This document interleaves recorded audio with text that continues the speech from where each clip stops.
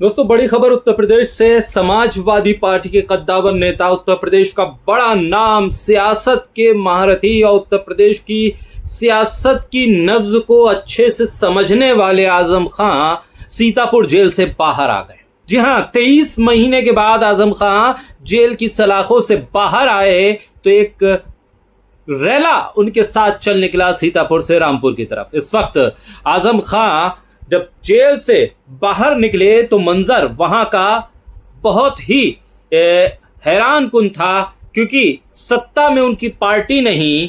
आजम खां पे 104 से ज्यादा मुकदमे हैं। आजम खां को जेल में पिछले 23 महीने से रखा गया है और अब जब वो बाहर आने वाले हैं तो पता चल रहा है कि आजम खां का जनाधार कम नहीं हुआ बल्कि बढ़ गया है।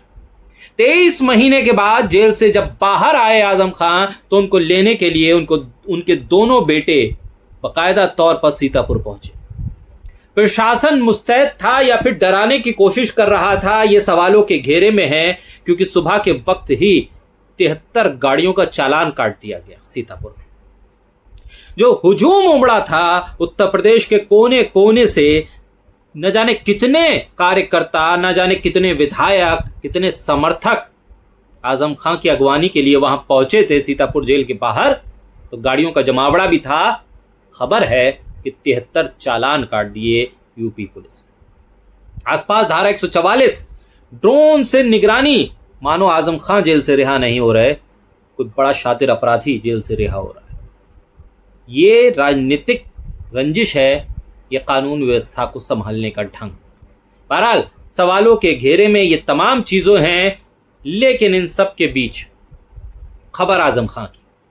आजम खां इस वक्त सुर्खियों में हैं। वो जेल में हों या जेल के बाहर हों, उनके बिना उत्तर प्रदेश की सियासत का माहौल बनता नहीं। आजम खां 23 महीने बाद सीतापुर की जेल से दोपहर में रिहा हुए। 5 दिन पहले हाई कोर्ट ने उन्हें बियर बार पर कब्जे से जुड़े मामले में जमानत दे दी थी। आखिरी मामला था जिसमें उन्हें जमानत मिली। हालांकि जमानत मिलते ही पुलिस ने जो शत्रु संपत्ति वाला मामला है उसमें नई धाराएं जोड़ दी। अब इसे सियासी रंजिश नहीं कहेंगे तो क्या कहेंगे।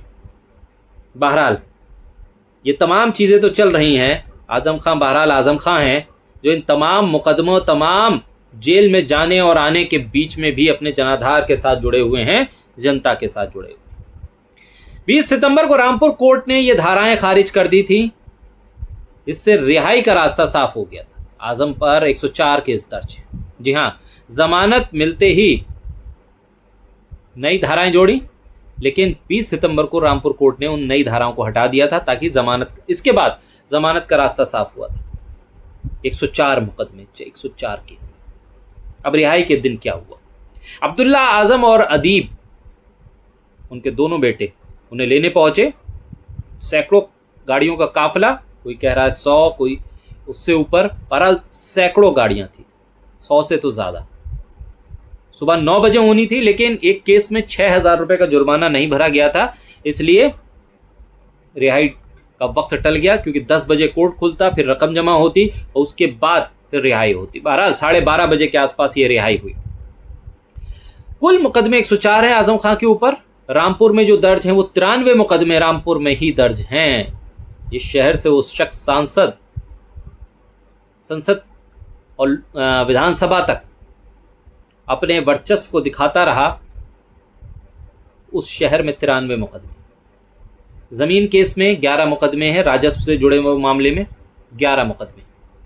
मजिस्ट्रेट कोर्ट में पेंडिंग है 59, सेशन कोर्ट में पेंडिंग है 9, और दूसरे जिलों में जो पेंडिंग है वो 3 मुकदमे हैं। जिन पर फैसला आ चुका है वो कुल 12 मुकदमे हैं। ऐसे में अब जमानत जब इस आखिरी मुकदमे में मिल गई तो वो बाहर आए। काला चश्मा, काली सदरी, जवाहर कट जिसे कहते हैं, सफ़ेद कुर्ता पैजामा पहनकर वो जेल से बाहर निकले, उसी रुआब के साथ, उसी तेवर के साथ जिसके लिए वो जाने जाते हैं। हाथ हिलाकर समर्थकों का अभिवादन किया। रुचि वीरा मुरादाबाद से जो सांसद बनी है, आजम खां की पैरवी की वजह से उन्हें टिकट मिला था। बड़ा हंगामा था, लेकिन आजम खान ने बताया कि वो अभी पार्टी में हैं और उनकी बात मानी जाती है। रुचि वीरा को टिकट मिला था और वो सांसद चुनी गई थी। 400 से ज़्यादा कार्यकर्ता लेकर वो पहुंची।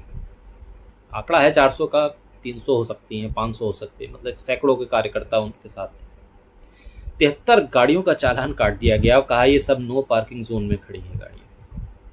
इतनी मुस्तैद यूपी पुलिस होने लगे तब तो नोएडा से लेकर गाजियाबाद तक के और लखनऊ के रंग ही बदल जाएंगे नो पार्किंग जोन को।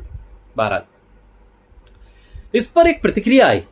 ये तो समाजवादी पार्टी, अखिलेश यादव समर्थकों की प्रतिक्रिया है, स्वागत किया जा रहा है। अपर्णा यादव बहू हैं मुलायम सिंह यादव परिवार की, बहरहाल बीजेपी में है, इस वक्त बीजेपी की नेता हैं। आजम खान की रिहाई हुई है तो उन्होंने कहा ये कोर्ट का निर्णय था, इसका सभी को सम्मान करना चाहिए, भाजपा का कोई लेना देना नहीं है, ना भाजपा ने उन्हें जेल भिजवाया और ना ही उन्हें छुड़वाया। ये अपर्णा यादव का कमेंट आया।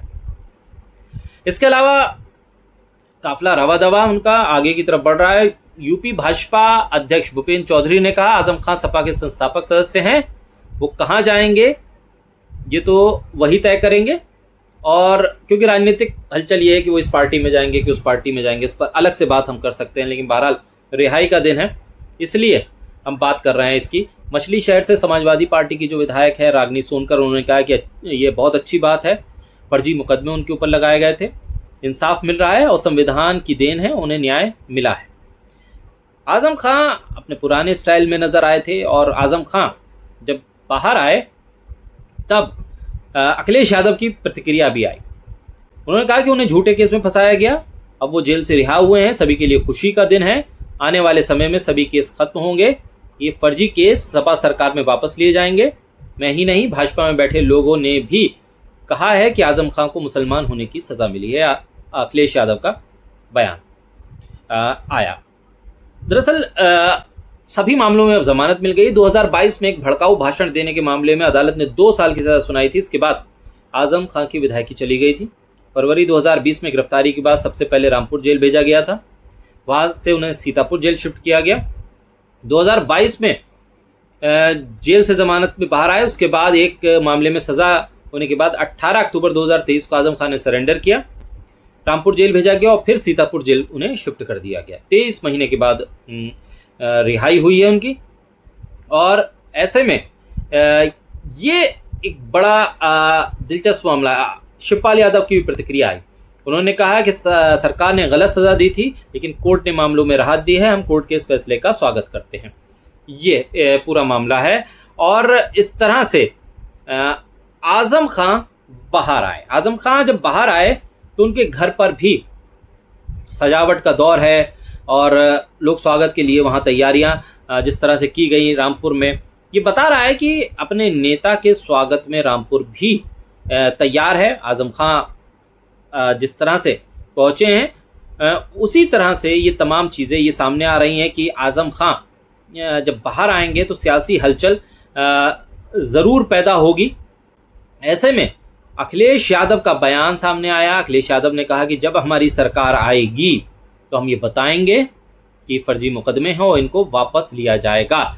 लेकिन सबसे बड़ी बात यह है कि भाई जिस तरह से फूल बरसाए जा रहे हैं आजम खान के ऊपर, जिस जिले से वो गुजरे रामपुर के लिए, हर जिले में कार्यकर्ताओं ने हुजूम के तरह गाड़ियों पे, काफिले पर फूल बरसाए, आजम खान का स्वागत किया। दर्जनों गाड़ियां हर काफिले के साथ जुड़ती गई और रामपुर में जो हुजूम बना वो ये बता रहा है कि नेता दरअसल वो नहीं होता जो सिर्फ सोशल मीडिया के जरिए बनता है या वो सिर्फ फोटोज के जरिए या मीडिया के जरिए क्रिएट किया जाता है।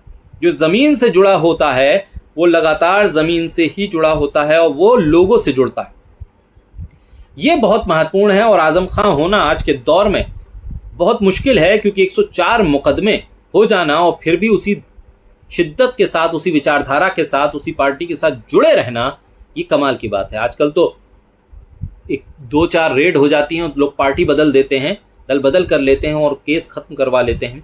104 मुकदमे इस शख्स पे हों, वो तो न जाने कितना कमज़ोर हो चुका होगा, ये सोचा जाता है। लेकिन आजम खान ने अपनी मजबूती दिखाई, सियासी मजबूती भी दिखाई और मानसिक तौर पर कितने मजबूत हैं और किस तरह से कंट्रोल कर सकते हैं सियासत को, मानो वो तैयार थे हर मुश्किल को पर आगे बढ़ने के लिए।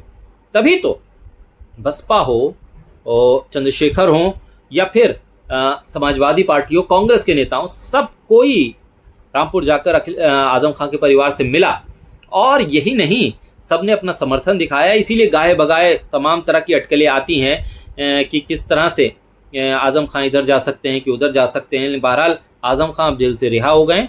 अब ये देखना होगा कि वो क्या बोलते हैं, पहला कमेंट वो क्या करते हैं, पहला बयान वो क्या देते हैं, इस सोच के साथ वो देते हैं, क्योंकि तमाम चीज़ें अब इसी से आगे की तय होने जा रही हैं उत्तर प्रदेश की सियासत में।